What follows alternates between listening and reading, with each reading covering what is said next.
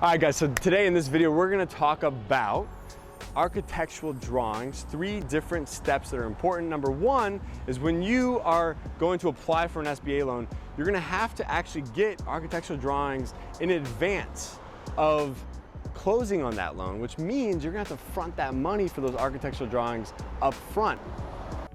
And number 2 is that when you get architectural drawings, initially you're gonna get initial drawings. There's 2 phases. Phase 1 is your initial drawings. This is simply the floor plan and the elevation and just the kind of like general understanding of how your space is gonna look, making sure certain things like ADA compliance or walls or certain things that are kind of like, need to be up to code are up to code, but it's just an initial drawing.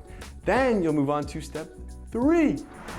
And number 3 is the phase 2 drawings. Those are the construction drawings, which include mechanical, electrical, plumbing, and they're the detailed drawings of each of those kind of mechanical drawings. And it's the blueprint that your contractor is going to use to get quotes and to actually perform all the work for electrical, plumbing, mechanical, and all those things.